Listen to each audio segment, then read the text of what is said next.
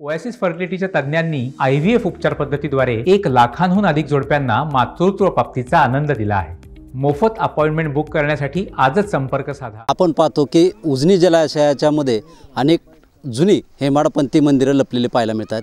आज आपण आलो आहोत इंदापूर तालुक्यातील पळसदेव या गावी। उजनी धरणाची पाणी पातळी खालवल्यानंतर 1975 साली बांधलेलं हे हेमाडपंथी असं पळसनाथाचं मंदिर आज उघडं पडलेलं आहे। या ठिकाणी आपण पाहतो की यामध्ये अतिशय कोरीव असे दगड पद्धतीचे काम आहे। जवळपास 40 वर्षापासून हे उजनीच्या लाटांना झुंज देताना मंदिर आता देखील आपल्याला पाहायला मिळतंय। थोडीशी या ठिकाणी पडझड जायला पाहिलेली मिळते। या ठिकाणी आपण पाहतोय अनेक पर्यटक असतील, नागरिक असतील, या ठिकाणी भेट देत आहेत। ते या ठिकाणी भेट देत आहेत, आपण त्यांच्याशी चर्चा करणार आहोत। काय सांगाल, आपण कुठून आलात व कशा पद्धतीने तुम्ही या ठिकाणी भेट देत आहे? येथूनच एक 10 किलोमीटरवर शेळगाव आहे, शेळगाववरून आलो आहे। फार सुंदर असा परिसर आहे आणि उजनीचे पाणी कमी झाल्यानंतरच हा परिसर बघायला मिळतो। त्याच्यामुळं राज्यातील देशातील बहुतांश सर्वच पर्यटक इथं येऊन भेट देतात। आपण पाहतोय की अतिशय जुनं प्राचीन असं हेमाडपंथी मंदिर आहे। अशी मंदिरं क्वचितच बघायला मिळतात। काय सांगाल याबाबत? आज तुम्ही संपूर्ण कुटुंबासोबत आलाय का? कुटुंबासमवेतच आलो फिरायला।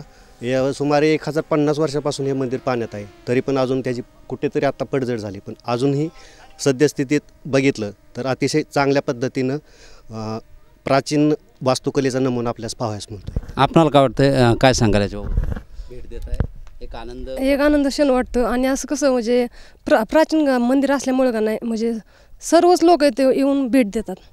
आपण पाहतोय की काही ग्रामस्थ देखील पळसदेवचे या ठिकाणी आहेत, त्यांच्याशी चर्चा करणार आहोत। कशा पद्धतीने त्यांचं मागणी असणार आहे, काय सांगाल? हे मंदिर आल्यानंतर एक पळसदेव गावाला एक वेगळी ओळख निर्माण झाली। इथं पर्यटक येत आहेत, उद्योगधंदे देखील इथं थाटलेले पाहायला मिळत आहे। काय सांगाल आणि काय मागणी असणार आहे आपली?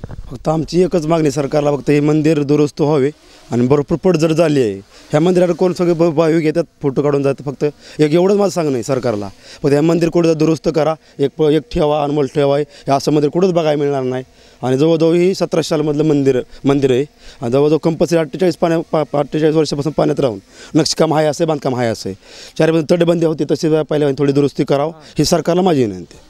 नक्कीच आपण पाहतोय काही दुसरे देखील आपल्या फॅमिली सहित बघायला आलेत। काय सांगाल, आपलं नाव काय, गाव कुठलं, कुठून आला बघा? रेवरनाथ गोडगे, सोगाव पश्चिमवरून आलो आहे।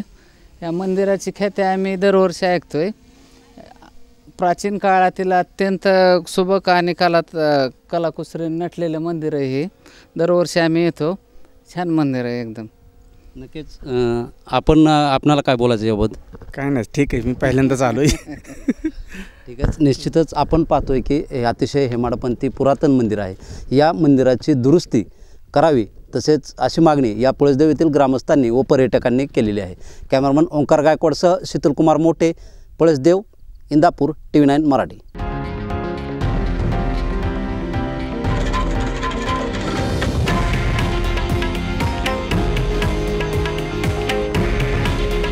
हे आहे देशातील नंबर 1 न्यूज नेटवर्क आणि आपण पाहत आहात TV9 मराठी। काळजी तुमची, हित महाराष्ट्राचं।